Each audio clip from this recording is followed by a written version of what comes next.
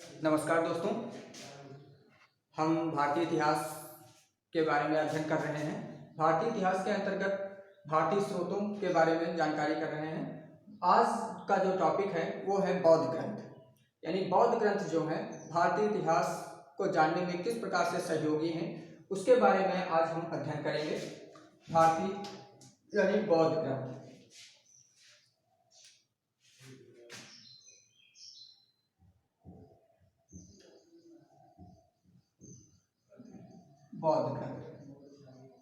बौद्ध ग्रंथ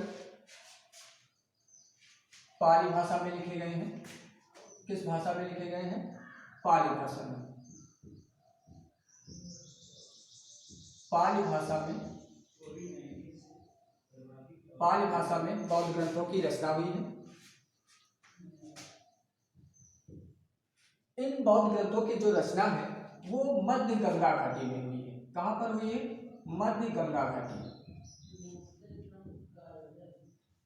मध्य गंगा घाटी में इन बौद्ध ग्रंथों की रचना हुई है। बौद्ध ग्रंथों में सबसे जो महत्वपूर्ण है वो है त्रिपिटक। यानी त्रिपिटक जो है वो सबसे महत्वपूर्ण है। त्रिपिटक सबसे महत्वपूर्ण है। त्रिपिटक 3 है। यानी जो त्रिपिटक बताए गए हैं 3 हैं। कौन कौन से हैं त्रिपिटक? सुत्त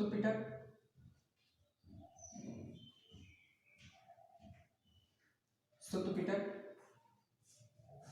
विनय पिटक,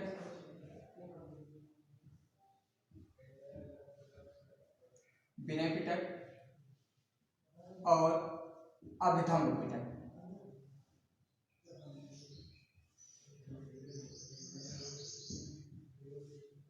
अभिधम्म पिटक यानी 3 त्रिपिटकों की बात की गई है। सुत्त पिटक, विनय पिटक और अभिधम्म पिटक।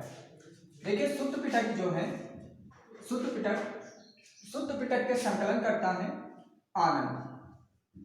यानी सुत्त पिटक के संकलन करता है आनंद। विनय पिटक के संकलन करता कौन है? उपालि। यानी विनय पिटक के संकलन करता है उपालि। अभिधम्म पिटक के संकलन करता है मोगलपुत्तिस।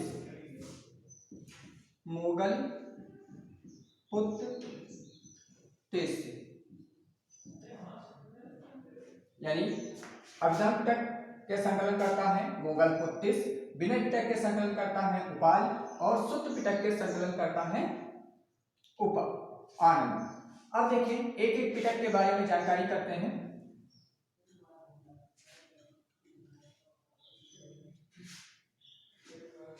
सुत्त पिटक जो है यानी इसके संकलन करता आनंद है। इसके अलावा एक चीज और जान लेते हैं। त्रिपिटक जो है, त्रिपिटक जो शब्द है इसका सबसे पहला प्रयोग किसने किया? यानी त्रिपिटकों का शब्द का सबसे पहला प्रयोग जो है वो रिज डेविस, जो रिज डेविस हैं, रिज डेविस और ऊलर, इन्होंने किया। किसमें किया? एक रचना है बुद्धिस्ट इंडिया। यानी बुद्धिस्ट इंडिया में इसकी रचना की। यानी बुद्धिस्ट इंडिया में इसकी रचना की। तो अगर क्वेश्चन पूछा जाता है कि त्रिपिटक शब्द का सबसे पहला प्रयोग किसने किया, तो रिज डेविस और वूलर ने किया। कहाँ पर किया? किस रचना में किया? बुद्धिस्ट इंडिया में किया। तो ये इंपॉर्टेंट फैक्ट है ये और ये भी। तो अब इसके बाद बात करेंगे सुत्त पिटक की। देखिए सुत्त पिटक जो है वो बहुत ही महत्वपूर्ण है। सुत्त पिटक के संकलन करता अभी जैसे बात बताया गया कि आनंद है। यानी संकलन करता आनंद। सुत्त पिटक के 5 भाग हैं। कौन कौन से हैं? दीर्घ निकाय,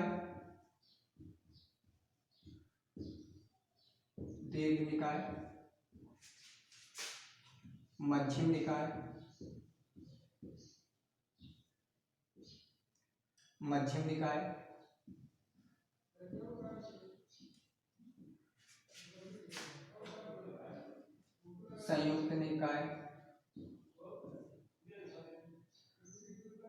निकाय, संयुक्त निकाय, अंगुत्तर निकाय, अंगुत्तर निकाय, और एक है खुद्दक निकाय, और खुद्दक निकाय, खुद्दक निकाय, यानी 5 भाग हैं: दीर्घ निकाय, मध्यम निकाय, संयुक्त निकाय, अंगुत्तर निकाय और खुद्दक निकाय। देखिए ये महत्वपूर्ण है, यानी ये भाग हैं इसके।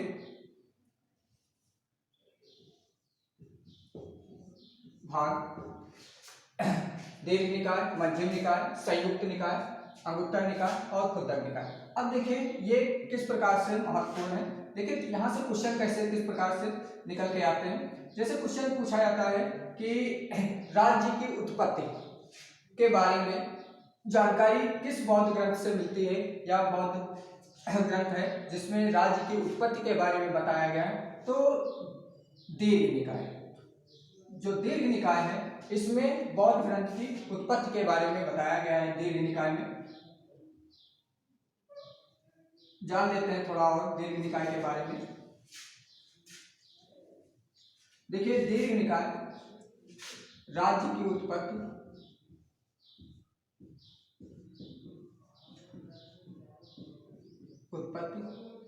के बारे में इसमें वर्णन किया गया है। इसके अलावा इसका एक भाग दीर्घ निकाय का एक और भाग है। ये 5 भाग तो अभी जो बताए गए हैं, इसके अलावा एक और भाग है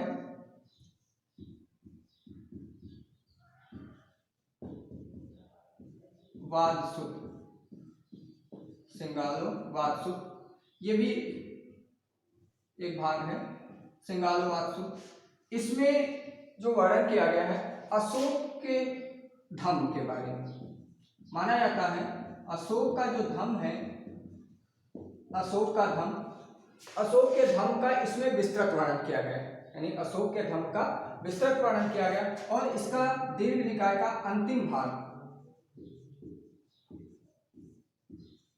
अंतिम भाग जो है इसका है महापरिनिर्वाण सूत्र, महापरिनिर्वाण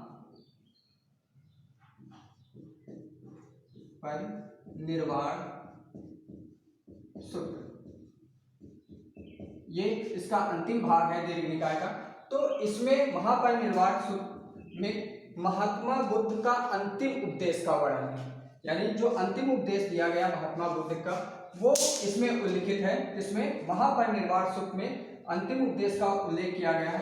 अंतिम उपदेश किसको दिया गया था ये भी जान लेते हैं कि अंतिम उपदेश किसको दिया गया, ये भी महत्वपूर्ण है। अंतिम उपदेश जो है वो सुभद्र को दिया गया। सुभद्र को अंतिम उपदेश दिया गया, यानी महात्मा बुद्ध के द्वारा सुभद्र को अंतिम उपदेश दिया। कहां पर दिया? कुशीनगर में दिया, यानी कुशीनगर में अंतिम उपदेश दिया। किसको दिया? सुभद्र को दिया। और इसके अलावा यहाँ पर उन्होंने इसमें ये भी बताया गया है कि उन्होंने अपने जो प्रिय शिष्य थे, प्रिय शिष्य सब लोग जानते हैं कि महात्मा बुद्ध का प्रिय शिष्य कौन है। जो प्रिय शिष्य हैं वो हैं आनंद, और आनंद से उन्होंने कहा था कि मेरी मृत्यु के पश्चात मेरा भी उसी प्रकार से स्तूप बनवाया जाना चाहिए जैसे कि एक चक्रवर्ती सम्राट का बनवाया जाए। ये बात जो महात्मा बुद्ध थे उन्होंने आनंद से कही थी। इसका भी उल्लेख मिलता है, ये दीर्घ निकाय के अंतर्गत था। अब इसके बाद मध्यम निकाय की बात करते हैं। जो मध्यम निकाय है,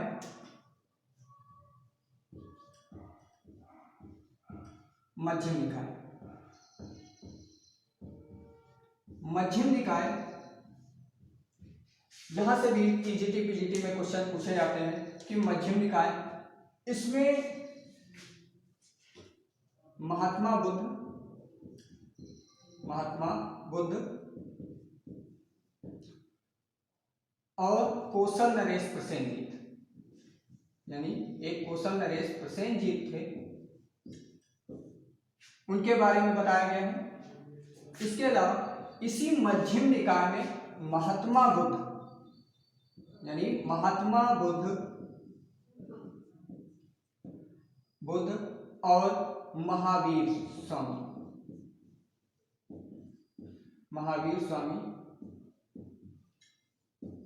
की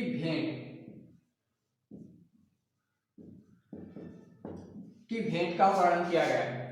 देखिए महात्मा बुद्ध जो है वो प्रसेनजीत का वर्णन किस प्रकार किया गया है। प्रसेनजीत जो है वो कहते हैं कि मैं भी कौशल का हूं, यानी मैं भी कौशल का हूं, ये कथन है, मैं भी कौशल का हूं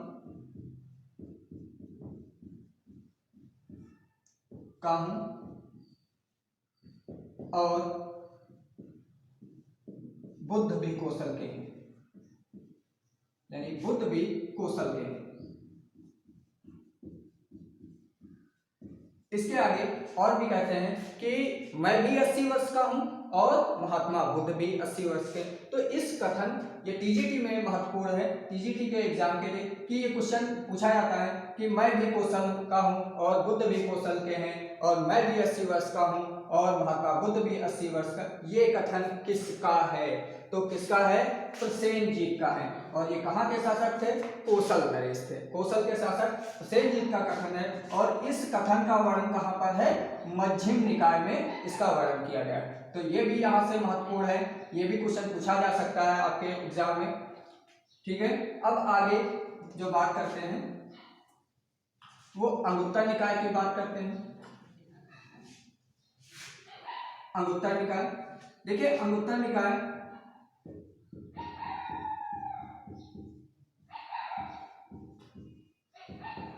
अंगुत्तर निकाय में 16 महाजनपदों का वर्णन, यानी 16 महाजनपद जो बताए गए हैं, 16 महाजनपदों का उल्लेख, यानी 16 महाजनपदों का जो उल्लेख है वो अंगुत्तर निकाय में है। ठीक, ये यहाँ पर बहुत ही महत्वपूर्ण क्वेश्चन है, ये भी पूछा जाता है। 16 महाजनपदों का उल्लेख किस बौद्ध ग्रंथ में मिलता है? तो अंगुत्तर निकाय में मिलता है। इसके बाद आते हैं संयुक्त निकाय।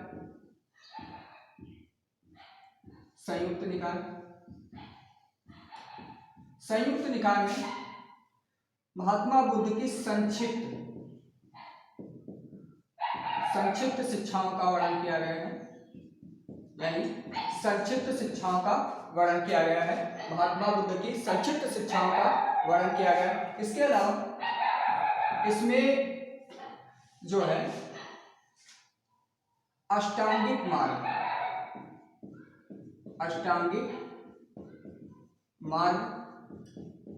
का उल्लेख किया गया है, यानी जो अष्टांगिक मार्ग है उनका वर्णन किसमें किया गया है? संयुक्त निकाय में किया गया है। तो ये भी क्वेश्चन है, जो 8 अष्टांगिक मार्ग बताए गए हैं उनका वर्णन संयुक्त निकाय में किया गया है। इसके अलावा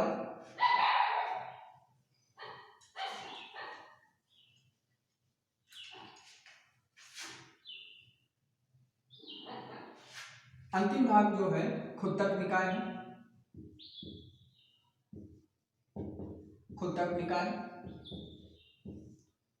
देखिए खुद्दक निकाय में जातक ग्रंथों का उल्लेख किया गया है। जातक ग्रंथों का उल्लेख किया गया है। किसका? यानी जो जातक कथाएं हैं उनका उल्लेख किया गया है। किसमें किया गया है? खुद्दक निकाय में किया गया है। ये जातक कथाओं में जो महात्मा बुद्ध हैं, महात्मा बुद्ध के जीवन के बारे में बताया गया है, या फिर कह सकते हैं उनके जन्मों के बारे में, जो पुनर्जन्म है उनके बारे में बताया गया है जातक ग्रंथों में। और खुद्दक निकाय के जो भाग हैं, एक भाग है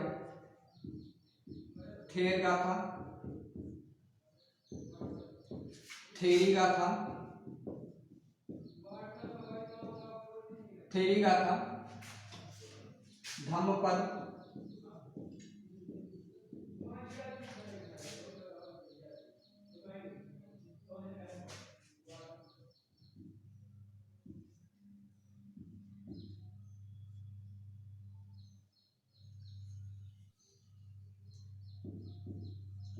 सुत्त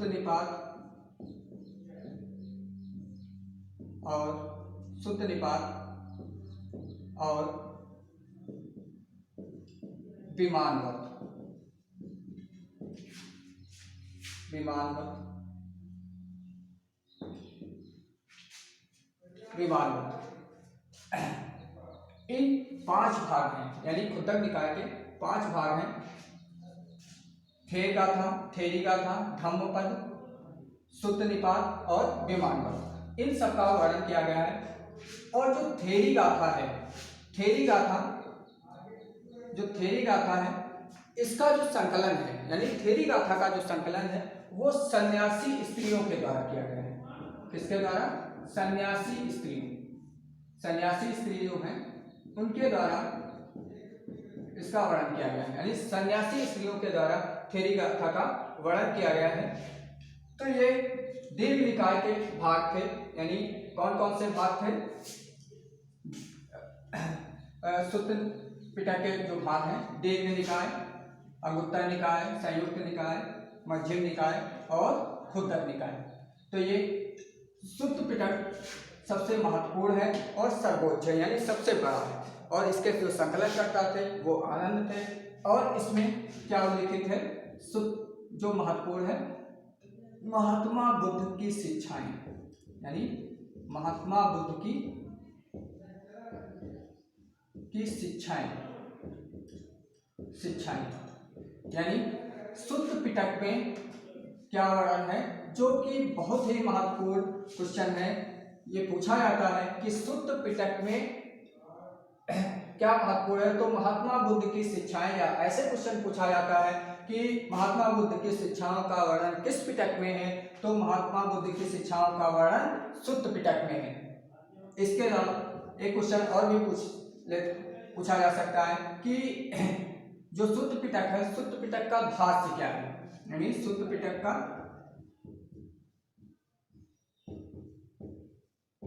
सुत्त पिटक का भाष्य, यानी सुत्त पिटक का भाष्य क्या है, तो सुत्त पिटक का जो भाष्य है महाअट्ट कथा, महाअट्ट कथा, जो महाअट्ट कथा है वो सुत्त पिटक का भाष्य है या टीका कह सकते हैं। और जो बौद्ध ग्रंथ के टीका, महान टीकाकार हैं, के महान टीकाकार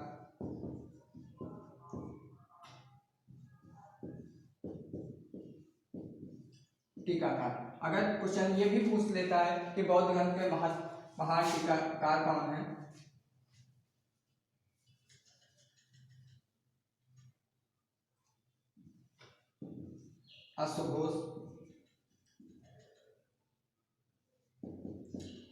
अश्वघोष, ये महान टीकाकार हैं। तो ये महत्वपूर्ण चीजें हैं जो कि हम लोगों ने सुत्त पिटक के अंतर्गत पढ़ी।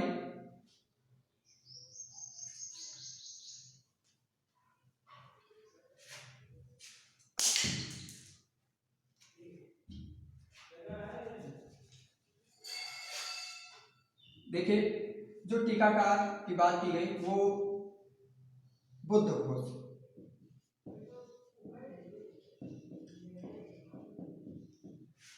है। जो महान टीकाकार हैं वो हैं बुद्ध घोष, जिन्होंने विशुद्ध मग्ग की रचना की है, विशुद्ध मग्ग की रचना की है।